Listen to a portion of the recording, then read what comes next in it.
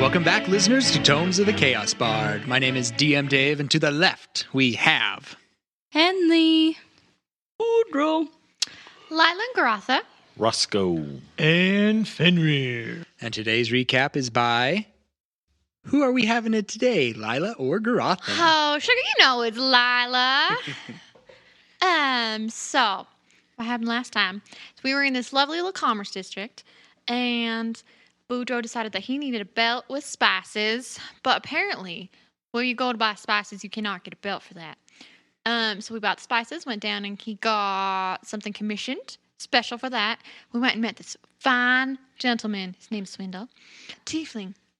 Purple. Really cool. I quite enjoyed him, and he's quite the upstanding citizen. I really appreciate that he keeps things confidential. After that, we decided to get some yummy food, and then Henley went to go meet one of her friends. I don't particularly know who, and I think she was checking on Ferdinand, but I'm not sure. She didn't have to. It's fine. It's fine. Awesome. Yes, thank you, Lila. You're welcome, sugar.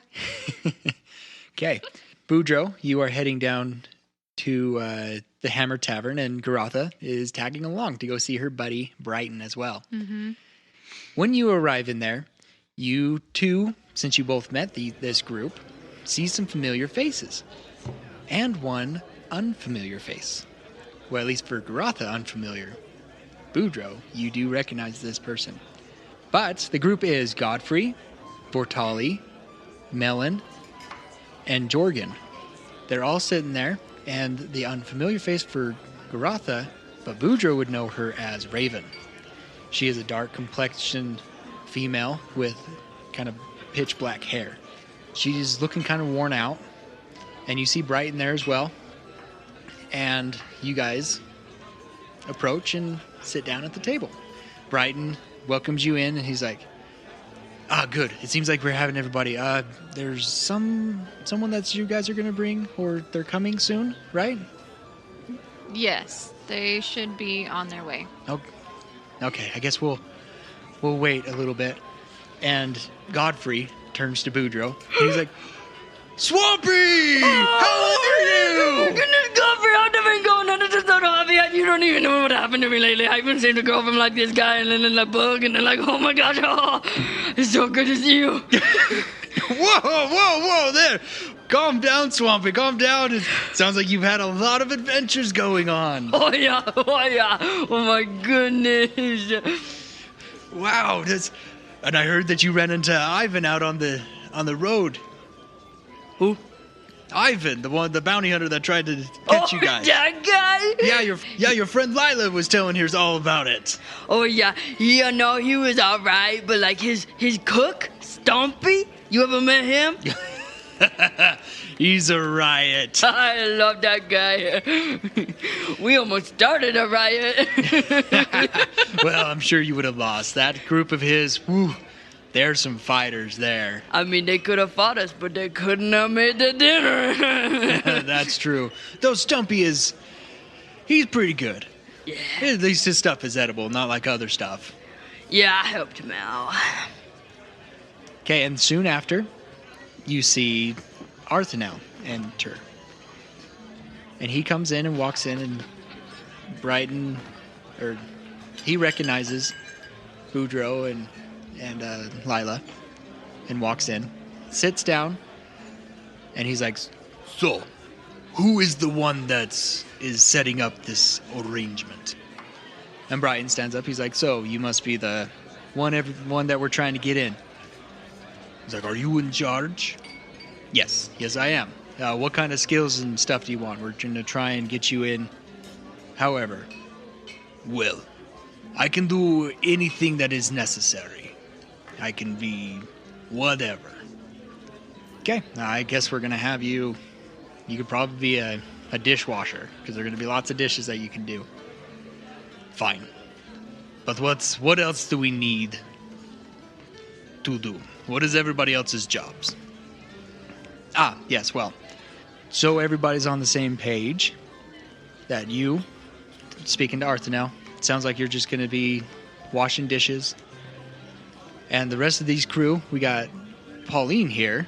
Boudreaux, you wouldn't have recognized her being called Pauline. Oh. All the other times you would have recognized her be called Raven. But he points to Raven and calls her Pauline. Brighton does. Boudreaux looks at her. No, that's Raven. And like Godfrey goes like, oh, yes. Her real name is Pauline, but we just call her Raven because she likes to go treasure hunting and looking for shiny things. And then the color of her hair, of course, is dark like a raven. No, that makes perfect sense. I have my own nickname too.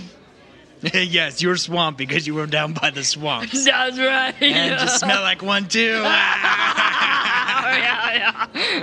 While they're making their jokes and talking about what's happening, I want to survey the room and make sure that everything is, like, nobody's really, like, trying to spy or whatnot or being all weird. It seems like everybody's, like, there's lots of people looking over because of their loud laughter. Godfrey has a huge, boisterous laugh. But it seems like there's other tables that are loud laughing and stuff, so it doesn't look like anybody's... Roll me a perception check. That's a 23. Okay. From your surveillance, doesn't seem like anybody's eavesdropping.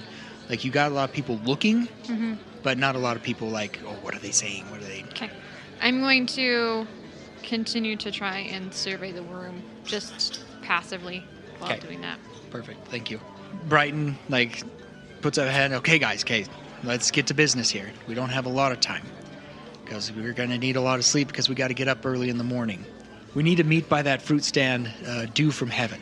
We need to meet there bright and early, right when the sun starts coming up. I will be there with 2 carts. Me and Melon are going to drive the carts in. Everybody else is going to have to hide in the carts. Okay? Is there any questions? Boudreaux, that means that you need to keep it down a little bit. Yes, Yeah. and you're going to need to shower too. Yeah. That's your yeah, next stop. you need to bathe. You need to get that swamp. I all like of wash you. my face, yeah. We're going to have to get you some different clothes too. I did bring some clothes for you to try on. Me? Yeah. You can't wear that in the party. To get... I killed this gator myself. That's fine, but you're not going to get it in the party unless you change and bathe. But we can discuss that in a little bit. Yeah, okay. You, stranger, what's your name? My name is Arthinel. Okay, Arthinel, is there any questions or anything? Meet that dew of heaven bright and early. Yes. Is that all? We're gonna hide in some carts. Yes, and you gotta hide in a cart. Are you fine with that? Yes, no problem. Well, that's about all I got for you. Good, I will see you there. And this is the episode where Dave talks to Dave. Yeah. David, Dave, and I. David, and I. Dave, and Davey. And Arthinel gets up and then he leaves. And you see Brighton just like kind of eyeballing him down. And he looks over at Garoth and he's just like, is that one of your friends? No, it was Favor that we had to call in order for something else that we needed to have happen. Well, as long as he doesn't mess with any of our plans, I think we'll be fine. If he does, we might need to have a backup plan in place. Well, I know you're going in with your dad, and he should be in the kitchens. Just keep an eye on him. I don't quite trust him. Well, you and I both know that even though weapons aren't allowed, they can't take these guns. And I'm holding my little arms were like, they're not as big as they used to be, but they still work. Right. And so Godfrey and Boudreaux, I'm sure, are just bantering back and forth. You Yeah, guys that's are why good I wasn't friends. a part of that conversation. Melon is being her kind of little shy self. She is not a person that likes to be noticed type of deal. So she's keeping her head down. And Jorgen, he's just sipping his ale, just enjoying time. You do recognize that Raven, she just seems worn out and preoccupied. So she has a cup, but she's kind of rotating the cup on the table, just swirling it around. Seems to be in deep thought. Oh man, that's really funny, Godfrey. I like that story, but Raven, what you been up to, eh? And she doesn't seem to realize that you spoke to her. Raven. Elbows her. Oh, Boudreaux, hi. Yeah, what you been up to? You look a little tired. Well, I've been looking for Posh. Didn't you? I did hear about that. And thank you for, I know, you, Lila, right? Yeah. Thank you for delivering that message. I really appreciate it. Of course, it was part of the deal we made with Ivan. Do you think that Trigroven take her? I hope not. I know she mentioned something about like she knew where they were. The Trigroven? No, not the Trigroven. She knew where The lizard folk? the lizard folk were. But she wouldn't tell me anything more, and I told her, don't worry about doing it. Don't worry about going. And then I just woke up one morning and she was gone. Dang. She blessed with something and she's crazy, but that's a little odd even for her, yeah?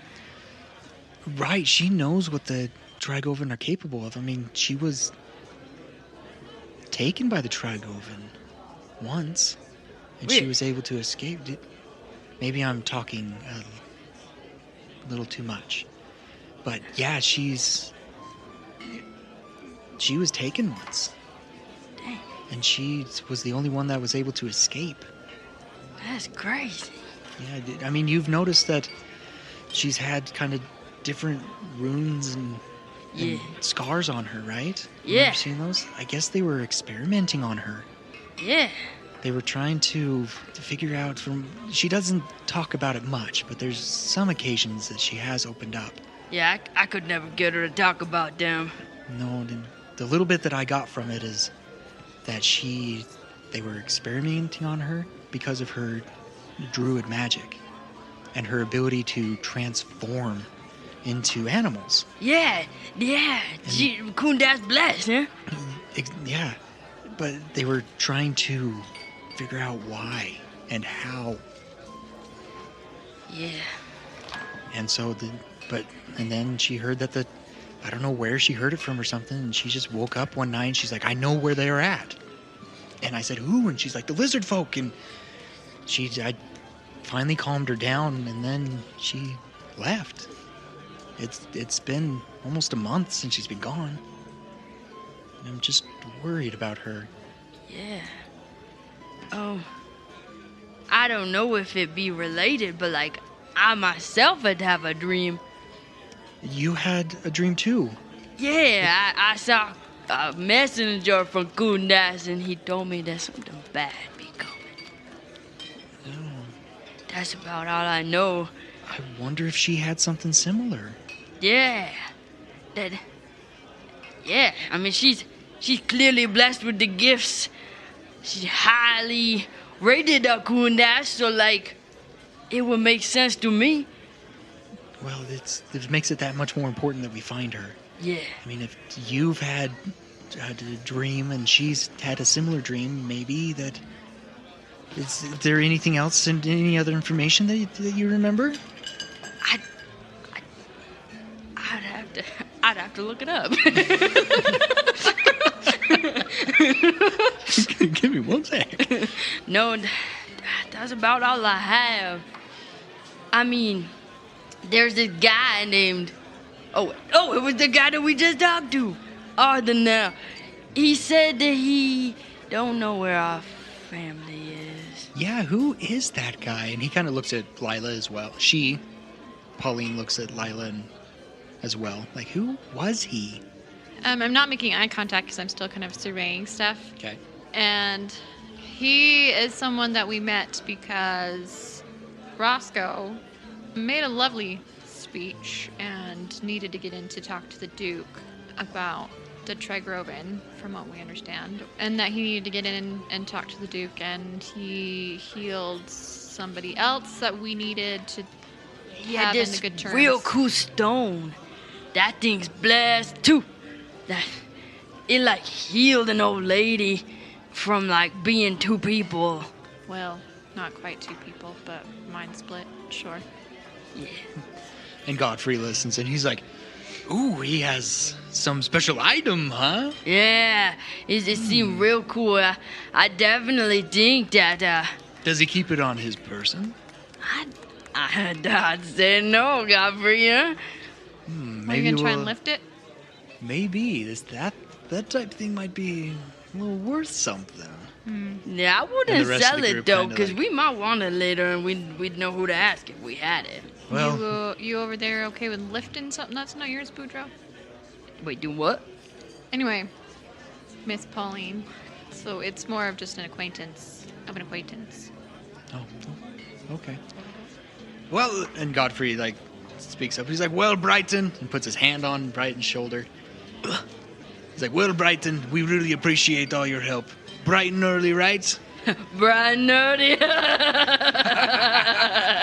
And he's like, and Brighton chuckles, and he's like, "Yeah, we'll get you in there, and you can take care of business." He's like, "Good man. Let us go, all of you. You're all invited to our camp. We'll have a little drink, a little dance. Vortali can play a little for us. Come with us." Is there a lake down there too? No, we don't have any lakes. There's the big one over there. What if we jump in first, eh? And Brighton speaks up. He's like, "You're gonna need more than just lake water. No, You better the lake water be fine. You need some soap there, bud. Oh, don't worry. I already purchased some for him. Yeah, just make sure that he gets clean and he looks presentable. Here's the clothes," and he hands them to Garatha. "Here's the clothes that I want him to change into. He'll look better and presentable, better than what he looks like." Lila's gonna kind of pop up and then like, "Well, now, Sugar, what's wrong with the way he looks right now?" Yeah, what's wrong with the way I look? He's not going to be presentable to be in the kitchens or wherever he's going to be. Look, I'm only doing this to see how this supposedly real good cook cooks, because one day I could take his spot. Well, Sugar, Good luck. Sugar, if you're gonna take his spot, you gotta bathe regularly to work in those places, right? And not once I taste them. Anyway, Whatever. Just, you'll need to bathe. If you arrive at the meeting point and you're not clean, you are not coming with us. okay, I will. Lila's gonna put her arm on Brighton, his Okay. like forearm, and rub her little thumb on it and say, "Well, now, Sugar, don't you worry. I'll take care of that." And he, like, looks down at his arm and looks at you, like, confused. Because he's like, "Thanks?" At And he, this like- point, you can see, like, he could probably, if he's paying attention to my face, like, see an internal battle, because there's, like, a whole lot of different facial expressions going on. Yeah, he's like, "Are you okay, Garatha?" Garatha is going to, like, finally win at that point. And then say, she's going to pull her hand back very quickly and say, "I apologize. Lila was trying to flirt with you." Ah, okay. Then he kind of, like, moves his arm awkwardly. Type idea, like, okay, that was... He pulled a Henley. This is how Henley feels. And then Boudreaux walks over and grabs the clothes that are in your arms, and he just puts it up to his face. Nah, I don't know if this is gonna work. It's going to if you want to come. Now, go. I got to get back up to the place. Make sure everything's in order before I come down here. Make sure the wagons are set.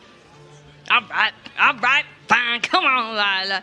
I could see Boudreaux kind of leaving, and then Lila's still fighting, like they're still arguing. She still wants to do it. So there's like a pregnant, like awkward, am I going? Am I coming? And just like look back and forth between Boudreaux and Brighton, and then she finally just defeatedly goes after Boudreaux. Okay. As it should be. Oh,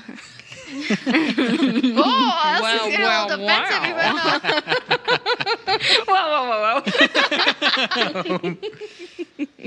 Okay. You guys head off. Godfrey yells back, "We'll see you tomorrow morning." With you. Bye, y'all. Maybe Bye. tonight. Wink. Does he say just- wink? Yeah. And Godfrey waves. You know where we're at. Go The bathhouse into that the I went bathhouse to. and Boudreaux's With- gonna get clean. Does Boudreaux sing in the bath? Yes. It only happens twice a year, so it's a Boudreaux special screams in the bath. occasion. Okay. All right, I just got to tell you. Are you going to be here when I come back? Of course, sugar. I'm not gonna leave you. Okay, you're not allowed to... I don't want you to peek, okay? I don't want to peek. Okay. And then you just hear, like, feet. And then... and then you hear a bunch of people going, what are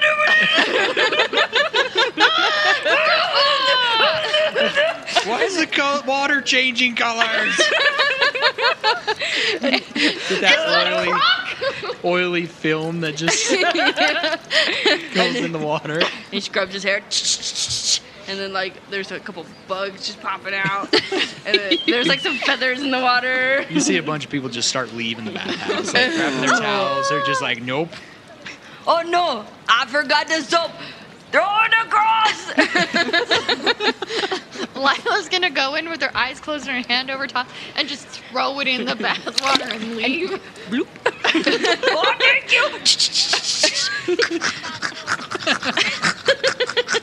Did you take the gator off? Oh. You Did mean you I take have the to gator take off? my clothes off? I mean, they could probably use a bath too, but yeah. All right. Down in the swamp where the water is dirty, that's where I want to be one day. Be with my family. Comes out and he gets into his new clothes, and that's just where the episode's gonna end. We'll see you next time. No. I'm in charge of closing this out. Yeah, so Boudreaux, you're smelling nice. And Lila, he looks very similar to Wall. He almost looks like a very younger version of his dad With dreads. with dreads. Yeah. You can be in the kitchen the whole time. Oh yeah. Okay, don't step out of the kitchen. Why? Am I too pretty?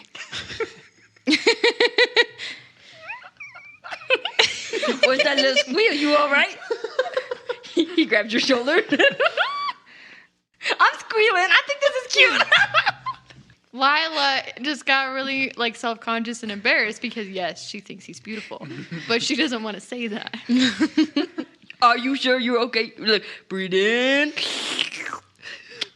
Breathe out. Okay, we can just go to bed. I know I'm handsome. There's a reason why my mama named me Boudreaux. Like I said earlier, the booth are beautiful. You look like a lot like your daddy right now, and I think you should stay in the kitchen till you mud up. And she walks Till away. you mud up.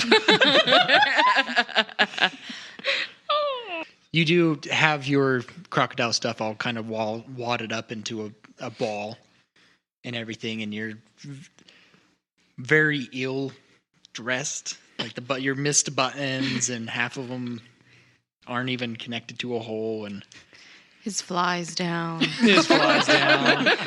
Oh my.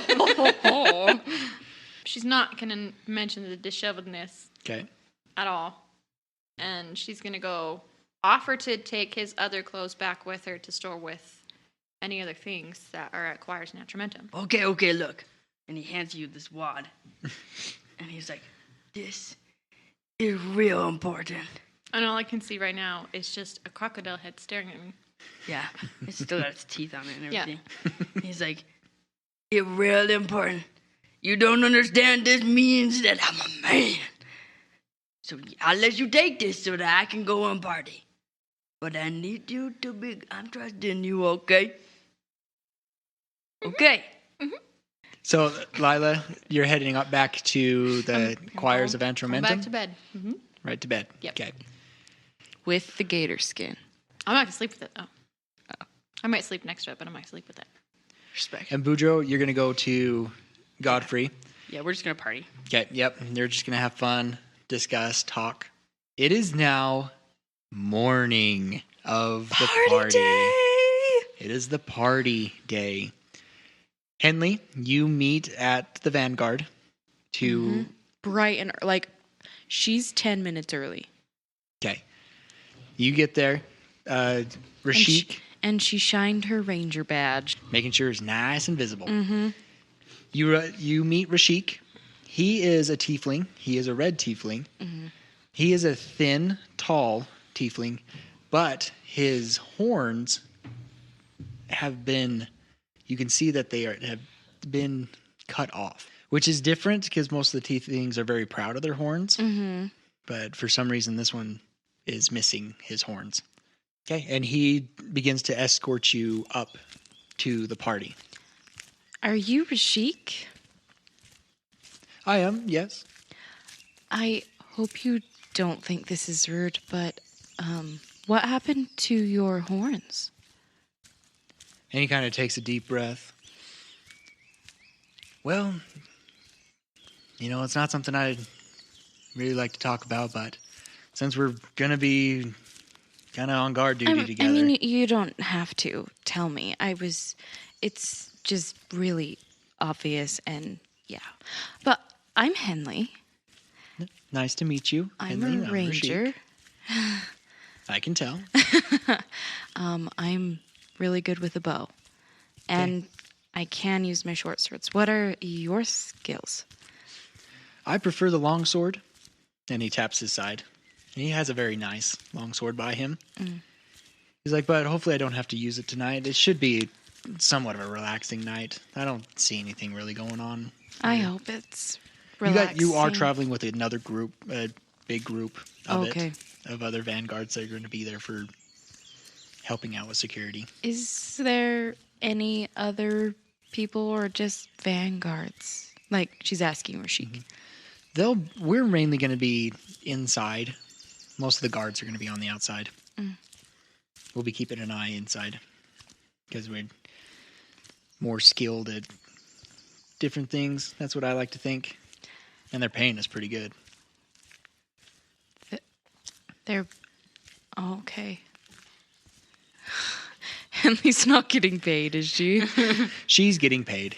Okay. You would know that Mara said that it was 100 silver Okay. to take this position. Okay. What can you tell me about Mara? Well, She seems really capable. she's very capable. She's part of the reason why I'm alive. Part of why I'm missing horns. She used to be in an adventuring group, and they ticked off the wrong person and knew that I was associated with them, and he kidnapped me and cut off my horns.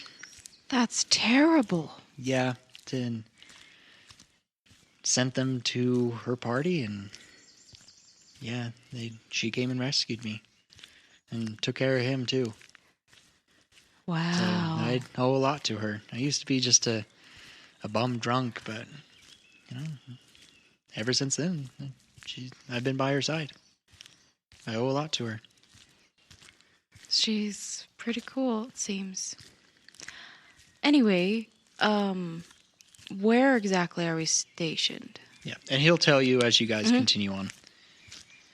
He tells you that you'll be sitting by the kitchen doors. Mars already filled you in on where that's going to be. She's just getting it, yeah. Yeah. And that will be all discussed there. As you're there, you're familiarizing yourself with everybody coming in and out. We'll go to Fenrir. You were told to be up there bright and early. You're heading to the gate, and you run into this high elf heading up that direction as well. You've heard that there was a high elf around, and that her name was Vortali.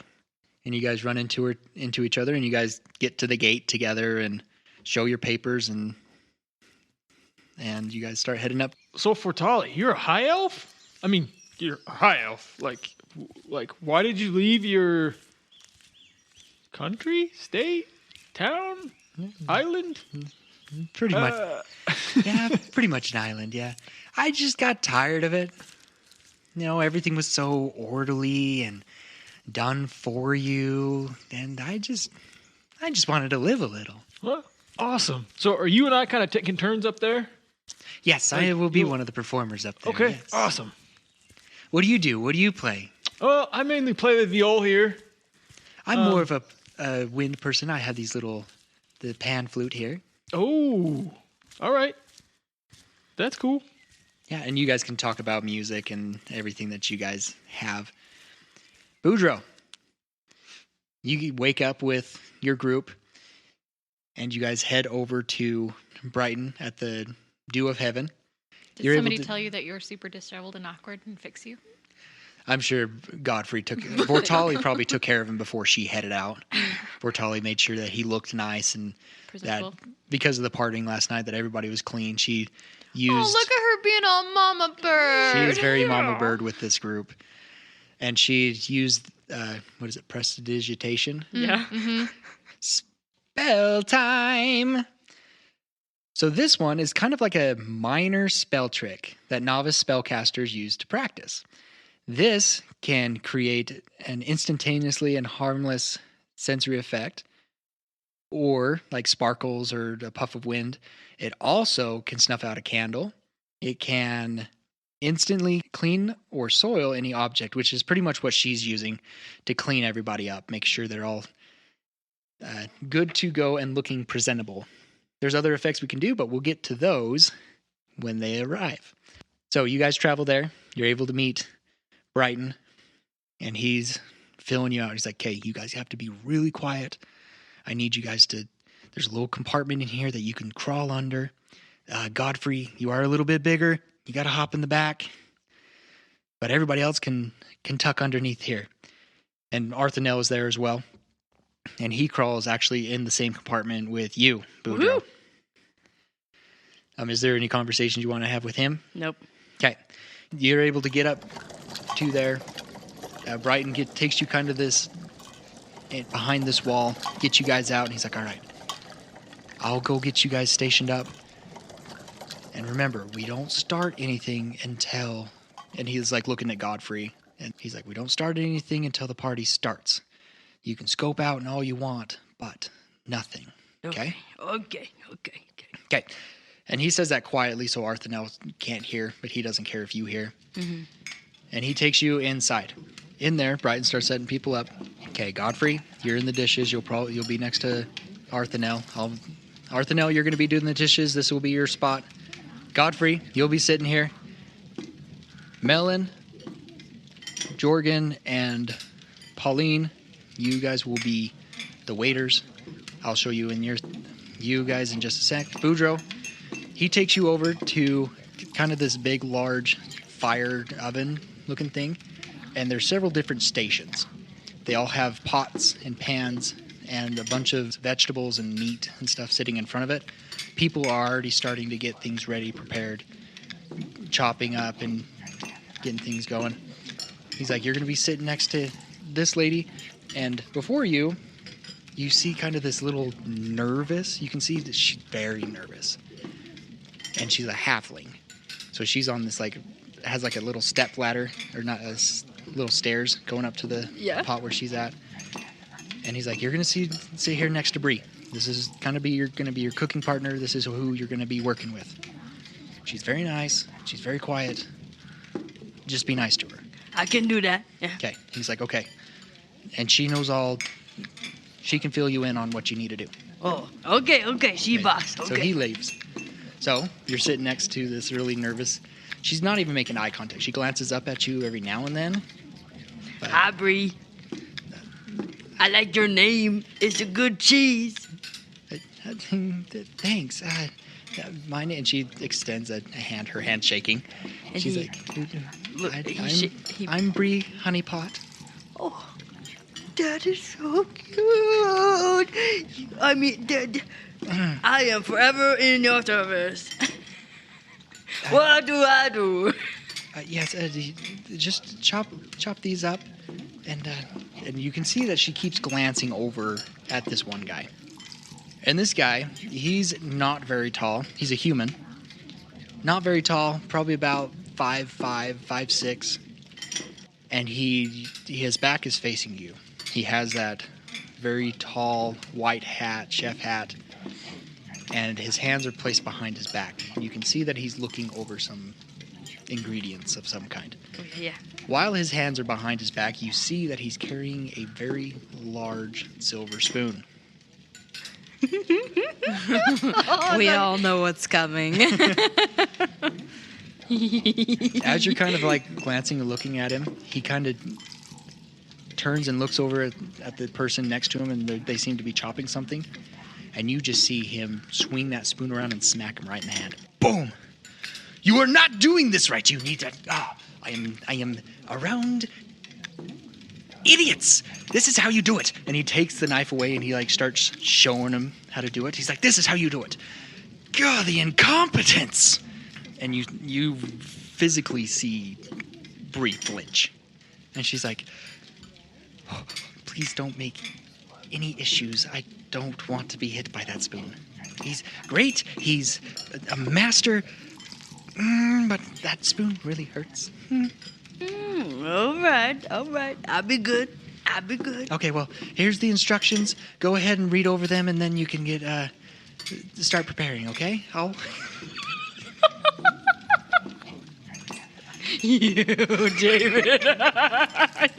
I can't read. No, we've been having small, sorry. We've been having small lessons, remember? You might be able to read the simple stuff. And David, One day. tell me, what happened? What do we see? You're seeing just a bunch of letters. A lot of them you don't recognize, but the food in front of you, like you've cooked a lot. Yeah. You know kind of what mixes, what to do and stuff. Roll me. I think that's kinda what nature, personally. I don't know, this one might be 'Cause- survival. I think it would be That's some true. sort of wisdom. Because when you try to go and find food and stuff, don't you use survival? More. You're trying to survive your fate of the silver spoon. Could be animal handling. Well, I think that's what the cook is doing. That would be me, right? Yeah. I'll let you choose Okay. between survival, because I can see that a lot of these different skills could apply to cooking. Yeah. So I'll let you choose whether between animal handling, because there is meat there, you would know how to You Cut could it pray and then put it under religion. nature.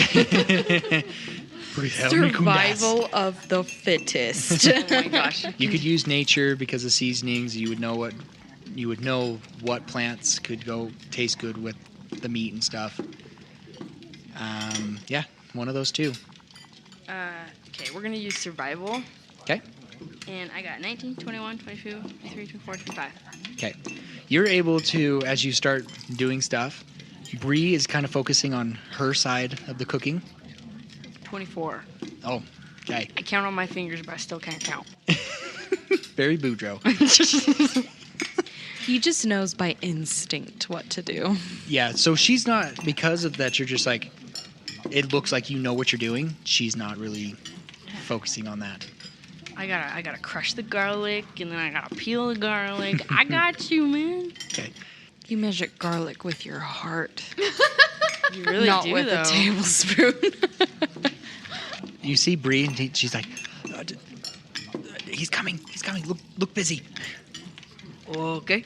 And he like comes over, and you can see it, and you can feel him. You can almost sense him breathing right behind you, watching you work. He likes it.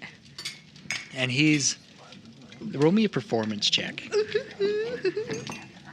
Yeah, okay. This is gonna be great. +0, so I got 6. I think, can I be trying to So show off fitting. a little bit? Yeah, that's Okay. fine. Okay. Okay, how are you showing off? So I like throw the knife up in the air and try to catch it. Okay. And then I like Roll wa- to and then see I, if like, you lose a finger. grab the knife and then I like go to crush it. You take the knife and you throw it up in the air. Okay? And his hand reaches out and just grabs it. And with your hand that you went up to go catch it, he smacks it with a spoon. Can I dodge it? You don't know what's coming. Okay. And he does 4 damage to you. Woo! Smacking your hand pretty hard. It leaves a spoon welt. Right on your knuckles. he's like, what are you doing? You are not supposed to be playing around. You're supposed to be chopping these. And what is all these chunks? What is all this? You are, and he points at Bree. He's like, you are supposed to be teaching him. You are supposed to be showing him what is going on. The incompetence. Fix this now. Yes, sir. Yes, sir. And he just glares at you and walks away. Oh, dang it, I'm sorry. It's okay, but... I won't do it again. I won't do it again, I promise. He doesn't like showing off. He just wants you to do your job and do it right. Okay. You start showing off and, that happens. Okay, there's no... I'll get on his good side. You just wait, Bree. Please. I don't want to lose my job. Okay. I know you're just temporary here and just to help out, but I can't lose this job. This job means a lot to me, and he's one of the hardest jobs to get, so please don't ruin this for me. Okay. What are we cutting next? Why don't you start on these carrots? Okay. And so you guys go through, and I'll have you make some rules for how the food tastes and stuff. Okay, let's get to nighttime. Dun dun dun. So, Roscoe and Lila and Garotha. Roscoe enters the episode. Here we are. You meet Garotha's dad at the entrance of the Monarch District. So, real quick, just Yes. before, while we were getting dressed and, putting our Frenches on and stuff, weapons aren't allowed. Correct. But I'm not necessarily sure about what's going to be happening up there. Mm-hmm. And so I want to try and conceal my daggers.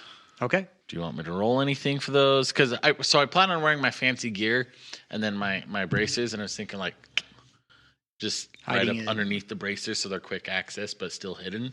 You want me to roll Roll me a sleight of hand. sleight of hand? Yeah. It's a 15. Okay. You're able to do that just fine. Okay. So you're able to hide those.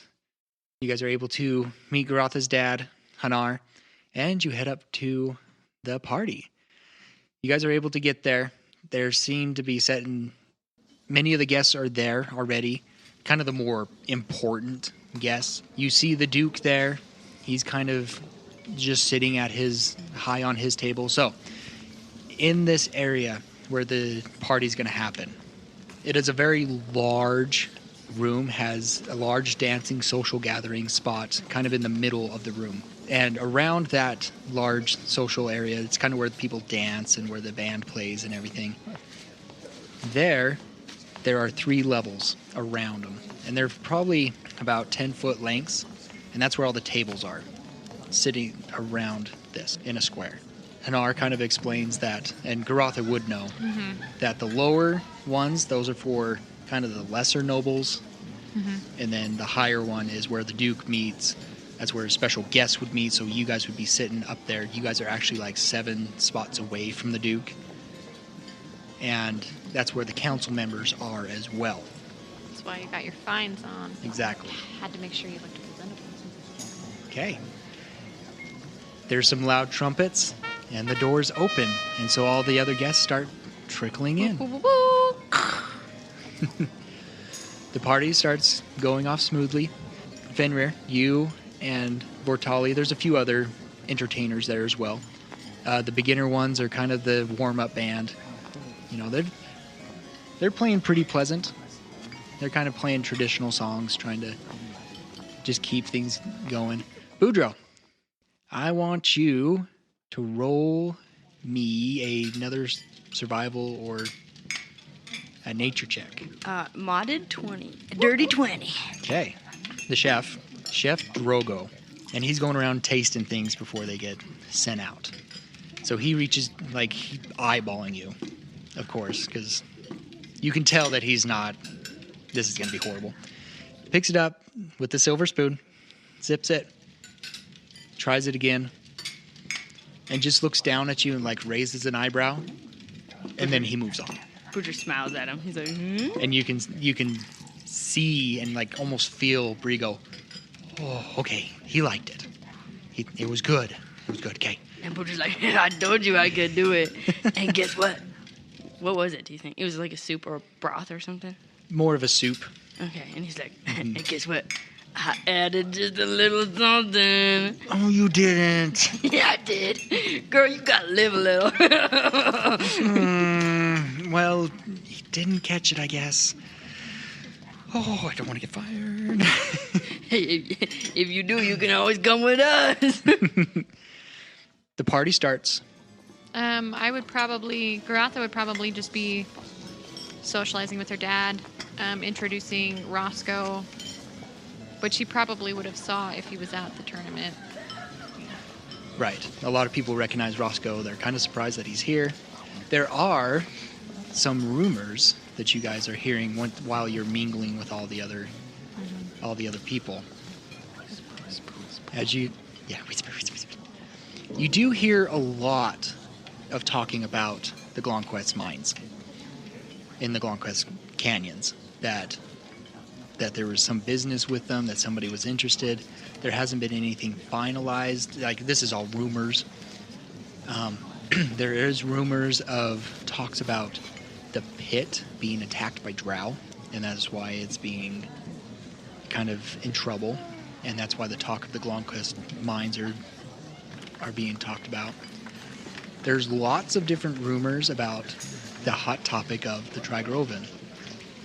Many people have said that there's been sightings around the south and more west parts of the Avalon Lake. There has been talks about the Trigroven taking over the Fort Ventral, the ranger station, and that they have been fortifying it and kind of making it into a stronghold of some kind.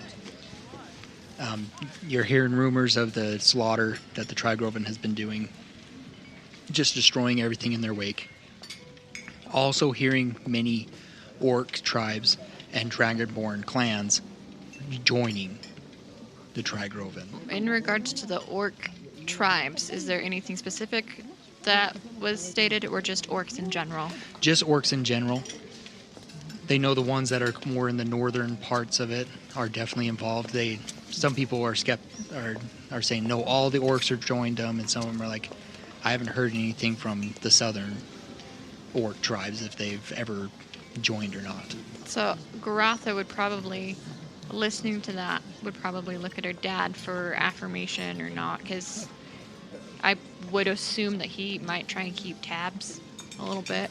Right. As far as your dad know, he hasn't heard of any southern tribes or joining.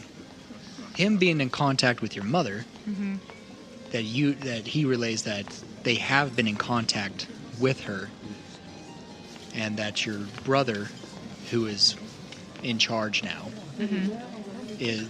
has disagreed, has not done it, but you know that your half-brother's father, who is one of his close counselors, is heavy on joining the Trigroven. Between that and what I've heard from my party, as well as the kind of the rumors around that, it kind of weighs heavy and makes me really worried, which would probably be quite evident for my dad to be able to read me, because he's been doing it since I was a kid. Yeah, and he puts his arm around you and he's like, well, as of right now, they haven't joined. Your brother has been very concerned about the situation now, but he's staying away from it. Okay. And then there's other people talking about this Kolbath. Many of you would know this Kolbath as the leader of the Trigroven, and that he has been spotted near Dengal, near the fort, down south, at Hill Tudor, Rockstead, Mapleshire. All over the place. Like, he's been seen all over the place, which some people are like, how is that possible? Other times are like, they're disagreeing on whether it's really him or if he even exists, because he's never been seen, as far as people know. But many people are like, we're safe here. We have one of the best defenses. Nobody can take us out. We're fine here. I'm kind of on edge, so I want to be... Do I see Henley anywhere, like as I'm looking? I'm sure you're around? wandering around, you're eating your food, wandering around, and you do spot her near the kitchens. Okay. So, since I see Henley, I want to kind of do... In my head, Garatha is kind of always on a swivel, seeing what's going on a little bit more. So I want to see if I can do, even if it's just a passive perception, what I see, what I don't see, like guard-wise, because I'm nervous. Yep. Yeah. Okay, you see that there are several people with the Vanguard symbol. They're making their rounds. You can tell that they're focused. They're not mingling with people. They're pretty dedicated to what they are. There's 2 people at the big entrance doors. The doors are closed because it's a private party. They don't want people walking in. And there's, of course, Henley and this tiefling that has the horns cut off next to her. They're both standing side by side at the doors to the kitchen. And everybody else, they're pretty much staying around the entrances and exits of it. And they seem to be surveying, making note of everybody entering and exiting. So it seems very impressive to you that they got a tight security. I want to convey that to Roscoe. The Duke has noticed you, Roscoe. He's looked over at you several times, and you can tell he's very irritated of your presence. But he's not going to cause a scene. People have been discussing it and talking about it. Oh, did you see that? Did you see that? During one of those, Portia walks up to you, Roscoe. Okay. And she's like, I see you were able to make it in. I was, yes. We got lucky. And I actually knew someone in the monarchy up here, so we managed to get in. Well, I'm glad. Have you been able to talk to the Duke yet? I haven't yet. I'm a little nervous. He's been eyeballing me all night and doesn't look too thrilled that I'm here, but... Yes, well, I was able to talk to my sponsors, the Meadow Reeds. Okay. I was able to discuss with them, so he may not have to talk to the Duke. Oh, okay. So, they sympathize with you. I've been able to convince them, and they're willing to send supplies to the Hollow. Oh. This Hayden's Hollow. They heard your speech as well. They want to help. The only problem that there is, the Trigroven, and they don't want the supplies taken. Absolutely.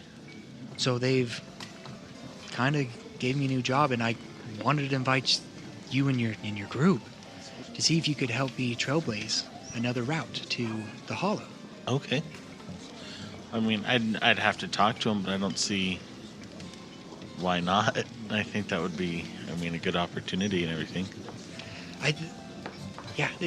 There's a few things that they want me to check out first. I guess there's been some disappearances and trouble up there that they wanted me to take care of before I left them. Okay. But whenever you're ready, I'll meet you at Mapleshire. Okay, absolutely. Also, and she come with me. And she takes you over to where her seat is, and she has a little bag. And she pulls out these razors. And she's like, I want you to have these. And as you look at them, they're pretty worn. Those scuffs and stuff like that. And they have engravings of small daggers in them. Okay. There seems to be 5 of them that rotate around the bracer. Or the bracer. And she hands them to you. She's like, I've had these a very long time, but I think that a young, inspiring adventurer as yourself, that you deserve this. Thank you. Now, these are special. And she, looks around. Well, and look around too, be like...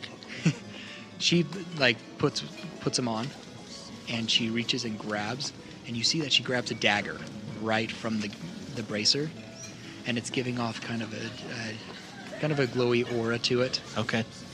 And she's like, these are a bracer of daggers.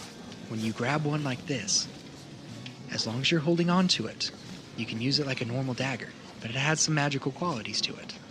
There are a lot of magic beasts out there that normal damage doesn't hurt. Right. Where these ones can do damage to them. But the trick with these is you can throw them, and if they hit their target or miss, they disappear. Okay. And same thing, if you drop them and she lets go, it disappears as well. So I want you to have these. Thank you so much. I would put them on, but I kind of just pulled out my little dagger that I'm hiding away. Don't want these to fall. You will, because I've had them for a long time, you will need to kind of bond with them. It is a magic item that kind of bonds with you. You have to connect with them in order to use them correctly. All right. It'll probably take about an hour or so of just connecting with them and feeling with them. Put it Is fresh. your friend the hooded redhead? You point to her. Yeah. It's Okay. like that one over there. Yeah, because we got 2 redheads. Ah, yes. Yes, and she reaches into her bag and she pulls out another item, a little stone. And she's like, I got something for her too. Okay. Well, you want to walk her over there and She walks over to Henley and she's like, it's really good to see you. Oh, hi, Portia. I'm kind of on duty, but I have a minute. Rajik. Or she kind of goes like, shrugs himself. Like, you can tell he's just super relaxed. Everybody else is pretty, but he's like, this is an easy job. Who's going to come here? And so he's like, whatever. And she's like, here. And hands you this little stone. Henley cups it. Ooh. What is this? On the stone is like an engraving of like almost like a hand with a thumb pointing up. Okay. This is what I like to call the halfling luck stone. It'll give you extra little help in any situation that you have. I'm not a halfling, though. But I want you to have it. I think you try so hard. And this will just give you a little boost, a little luck in your endeavors. I could use some luck. Okay, so out of game, this stone is pretty much you roll a natural 1, you can re-roll it. Is there a Kinda like number the- of times you can do that? Just 1. Once a day. Once a day. You can re-roll. I can really use that. Okay. Well, I better go socialize and leave you to what you need to do. Thank you, Portia. yes, thank you so much. I really appreciate it. You And are I will welcome. talk with my group and we'll meet you in Mapleshire here shortly, hopefully. Okay. I look forward to it. I've always wanted to go on kind of one last adventure before I retire. We'll make it a good one. And she nods to Henley and she walks off. Henley sticks the luck stone in her pocket. Okay. What do you do with your bracers? I mean, I'm going to show him to Henley and be like, check this out. It's like nothing's going to happen, obviously, because they're Right. not attuned, but I'm like, look at these bracers. What do they do? Well, after I spend some time with them and get them cleaned up and stuff, I've got magic daggers that come out of it. What? See the little etchings here? Just and I can throw them and they just disappear. That is so cool. Pretty excited. It's going to be cool. Back to my job. Yep. Okay. Now, Garotha, as you're like scouting things around, you do notice that Pauline, who you now know, Pauline Raven. Mhm. Okay. Melon, and Jorgen have been, doing their serving rounds and stuff.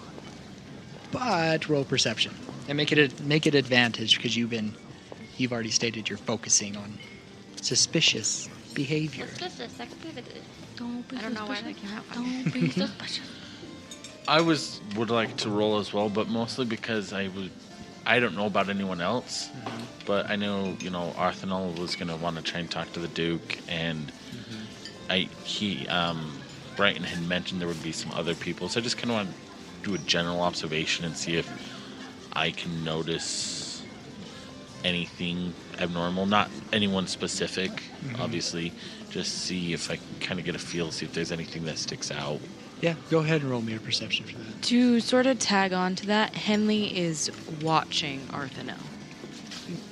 He's washing He's dishes washing right now. Oh, he's right? she's watching for Right. him. Be Right. specific. Definitely hear Boudreaux occasionally. Every now and then you hear Boudreaux laugh, yeah. And then just whop! Lots of absurdities.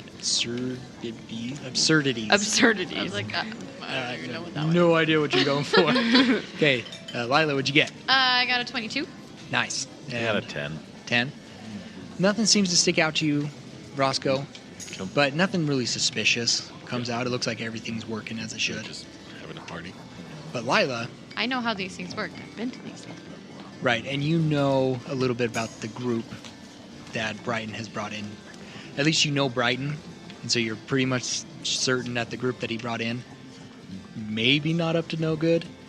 Has some ulterior motives. Correct. I like to put it positively. And as you've been watching, you've been noticing they've been stealing some stuff off of people, pickpocketing. And then after a few rounds of them Is that pickpocketing, anybody that I know that they've been, or just as you've been walking around, it's been other nobles, higher ups that they've been pickpocketing and stuff. They mainly are doing it down on the stage where people are dancing, or the second and sometimes the third row. They're staying away from that top row. Is this something that Brighton himself would have probably been a part of? You're kind of guessing that he's been in. So he's been staying near Eileen, Okay. the party planner. He's been kind of staying next to her. You've seen her walk around and take care of some stuff, tell Brighton something. It almost seems like he's the number two Okay. of her, making sure things are going smoothly. So every now and then you'll see her whisper something to him. He'll take off, come back, and give her the thumbs up that everything's okay. Do I get the impression with what's going on that he's noticed, or that he's like Because he pulled you these know, people in? right? Because you know who he is, you're probably guessing that he maybe orchestrated it. Boudreaux, make me a perception check. Perception? Mm-hmm. 11, 12, 13, 14, 15, 16. Okay. You do see that every time Jorgen, Raven, and Melon come in, Godfrey's sitting there cleaning dishes. They drop off dishes, but you also see them kind of bend down a bit, come back up, and then they carry on, go grab some more food, take it out there, drinks.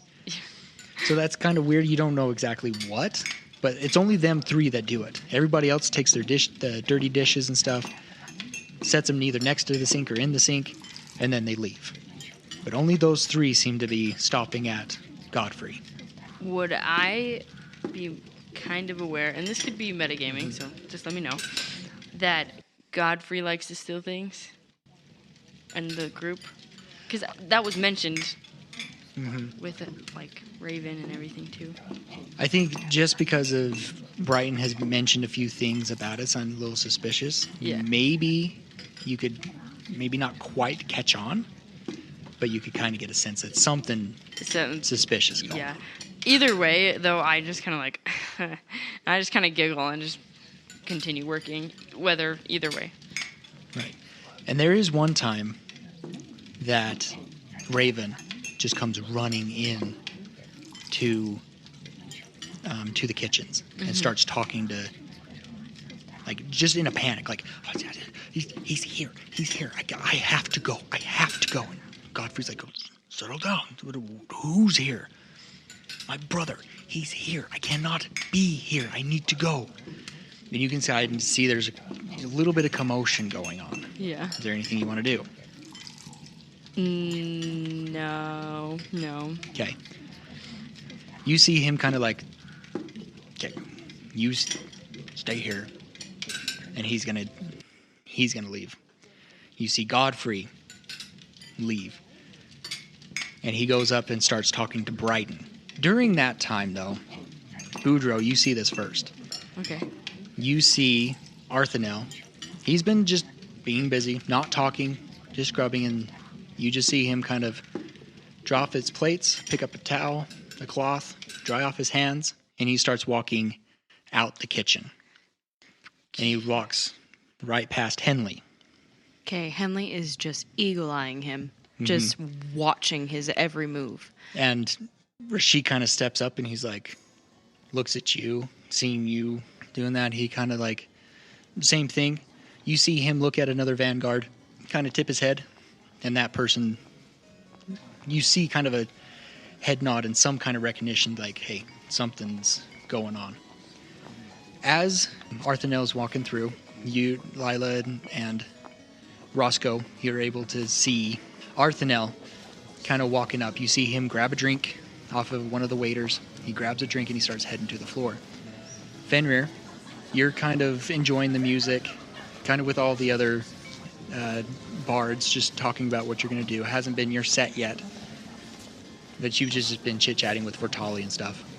And you do also recognize Arthinel has made his move. You see him enter in the center stage. I'm gonna casually just be like resting my arm on my bracer because I'm not quite sure what's about to happen. Right. But I want to be kind of prepared. And you see him, and he just stands kind of in the middle of the stage, down at the bottom. And he raises his glass up. Sorry, I think I have gone to the doorway. Okay. You're at the doorway and you're watching this, Boudreaux. That means Henley's right there, I still too. have like a knife in my hand too, and it's just because I was holding it, not because. And I'm sure you've been snacking on the food. Yeah. Oh yeah. What's going on? Yeah. A little bit on your face or something. Yeah. Exactly. And that's the first time you've seen him all clean and everything as well. No, she doesn't know Almost it's me. didn't Do you know who it is? I don't Doesn't know even it's recognize Boudreaux. him. You might want to roll a perception. But you see Arthinel lift up his glass. And he just gets this loud, booming voice. Lord Duke William Gregory. And then you just, suddenly the music stops. People start hushing down and people start, moving away from him. And he's just standing there with the glass towards the Duke. I apologize for the interruption of this celebration meal. However, I have requested many times to meet with you, Duke Gregory, and you have refused to respond. You have ignored my quest, and he kind of gestures towards you, Roscoe, as you have many others who wished to meet with you. You see the Duke just stand up. He's like, I will not stand for this intrusion. Guards, remove him. You see several guards make his way towards him. As they start making their way towards him, you see Arthinel begin to change. See a druid? He begins to change both in height and physical appearance. His face and his exposed skin grows dark brown hair with long black hair on his head. He is now wearing a charcoal black heavy plated armor with a long jagged sword that glows faintly green at his side. Ooh. When that happens, people just stop. Right, the guards stop. Everybody stops, and you can just see the Duke is speechless, like, what the heck has gone on? You have thrown a magnificent party in celebration of the victory your people had 300 years ago. By the way, everybody that can see him in this group, you know it's a hobgoblin. You have thrown a magnificent party in celebration of your victory of your people 300 years ago, and claimed Grunalalok as your own. So those who know Goblin, Grunhalalok is kind of roughly translated to kings or the dominator's palace. I must toast you and your people for what you have done with this place. It is not so easy feat to convert a glorious fortress of goblinoid make into a palace such as this. It is beautiful, great craftsmanship. I'm sure it was hard to hide the goblinoid structure beneath these walls. And you see the Duke still standing up, but he leans forward. He's like, "Who are you?" And you see the hobgoblin just raise his hands in a gesture, in a large, open-armed stance. My name is Kolbath. I am the leader of the Trigroven. And that is where we're going to end the episode. Thank you guys for listening. Really intense. This is what it's all What have I been done? building up to. You? Think about how I feel. I should have stopped him in the kitchen. I should have stopped him at the kitchen door. Okay, thanks you guys for listening. A huge shout out for D.A. Nichols. She writes this wonderful music, and we have more music coming. Shout out to our sponsor, Nerd Alert Treasures. They have so many D&D accessories. Use the promo code TOMIES, TOMIES, for your 15% off. Give us a 5-star review, share us with your friends, and hit us up on our social medias. Tomes of the Chaos Bard, Instagram, Twitter. Email us at thechaospod@gmail.com. I am your Dungeon Master, Dave, and to the right we have... Fenrir. Roscoe. Groth and Lila. Beautiful Boudreaux. And Henley, and it's chaosbardpod@gmail.com. Thanks for the correction. And until next time, we unroll the scroll to tell the tale. Bye!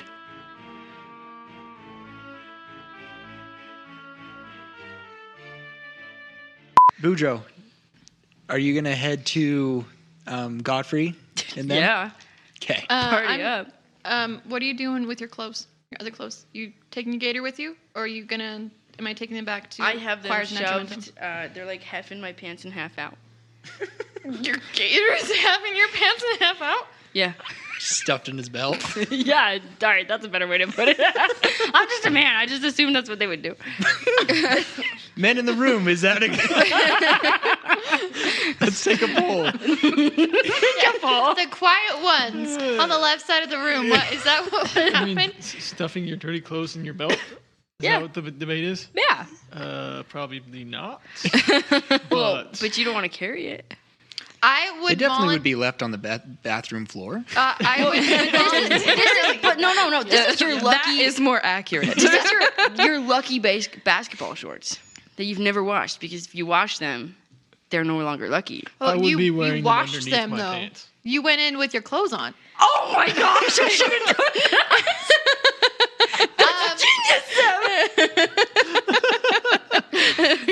It's too late. I can't do it now. Keeping on track, talking about sideburns. And then singing, sideburns on the side of my face. As my head turns, you could see they're in the same place. Oh yeah, my side. I'll stop. Are you recording this? Oh, yeah. Oh, you want me to keep going? If you play a male halfling, Oh my gosh, you're so red. yes, please. No, you're like the same color as your hair almost. Am I too turtley for the turtle? Okay. Is almost All right, it's so we're almost as doing good as Mike Jacks. Am I looking good there, farmer Zeb? tan on Okay. my neck Check, and D, arms check, of D, check, farmer check. tan, the secret we of good? my charms. Every girl wants a man with a farmer tan. Goodness.